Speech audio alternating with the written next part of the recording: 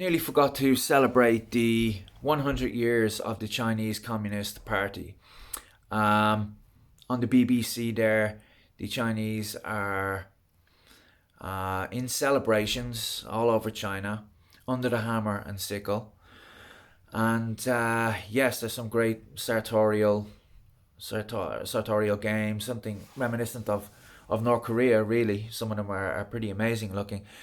Celebrating 100 years of the Chinese Communist Party. I always had it in my head that it was 1949, but that's when they really took power. Um, so, what are they celebrating here exactly? Well, before the war, China was divided up among three groups. The Japanese were one of them. Then there was the Chinese communists, and then the Chinese nationalists under Chiang Kai shek. Um, the Japanese, we know what the Japanese did, the rape of Nanking in 1937. It was horrific. The Japanese did what the Japanese always do. They're just the coldest human beings on the face of the earth, the ones during World War II at least. Um, and when they were dealt with after the war, the Chinese communists managed to get the better of the Chinese nationalists, and Chiang Kai shek was exiled to Taiwan, well, absconded to Taiwan, and yeah, from 1949 they have been in power in China. Um, how did they get on with this? How did this project work out? Well, Mao Zedong, or Mao Zedong, or however you pronounce it, um, was the great leader. He proposed a great leap forward, which was proposed economic advances where agrarian people of rural China would be basically put to work in industry. And the genius Mao thought this could be done, this transition could be done in a few short years. And the disaster that unfolded there was the greatest man made famine ever, I think, where tens of millions starved to death. There was massacres, just barbaric slaughters left, right, and centre, and an untold amount of people died in the Great Leap Forward, maybe as much as 50 million.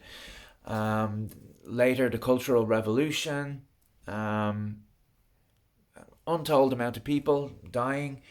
Um, Anybody that speaks out against the state is ridiculed. You had the Maoist struggle sessions. Um, people would, any word of dissent, they would disappear. It, analogous to Soviet Russia, but on a bigger scale because there were far more people in China, and just the amount of human lives that were lost is just incredible. You can see how they fought the Korean War. They would just put their people out in front of American machine gun fire, and just well, the guns will jam at some stage. They just put the people out in front of the bullets. That's what they thought of human life. This is where collectivism gets you, um, rather than individualism. The Western world um, values the sanctity of the individual, where the East simply doesn't. The communist East certainly doesn't. Um, I remember seeing a few years ago this dam had to be built somewhere in China, and there was a city there with something close to 1 million people in it, and they just informed the inhabitants, we're just going to bulldoze through your city. You have an hour and a half to get out of your houses, get your belongings, and out. Anybody still left in their houses will be bulldozed. There's no recourse to anyone. That could never happen in America or the West, and that's what happens when you have a collectivist society where the rights of the individual means nothing. It's considerations of the state or the people as a whole that matters. You as a human being, as an individual, don't matter at all. You're just one part of this machine. So they're very different ideologies. well, they're not. The West doesn't have an ideology. If you want to call, liberal, capitalist, free democracy an ideology, um, you'd be playing fast and loose with the term. But they're very, very, very different places. And I would argue that communist China doesn't have much to be proud of. I don't really know what they're celebrating. What are they celebrating? 100 million dead bodies? Is that what they're celebrating? The leader now, Xi Jinping, is such a fragile, capricious man. Somebody compared him to Winnie the Pooh not so long ago. What would a man do if he was compared to Winnie the Pooh? He'd do one of two things. He would laugh it off, or he would just ignore it. What does this guy do? He's so fragile that his fragile little ego wouldn't allow him to be humiliated in this way, so he banned Winnie the Pooh from China. I mean, what a baby.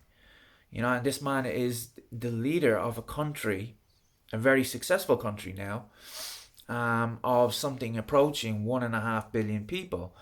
And there's a certain irony that will undoubtedly fly over the head of most leftists out there, that the greatest economic power of the last few years is the communist country of China, and how did they get here? They got here by adopting laissez-faire free market capitalism.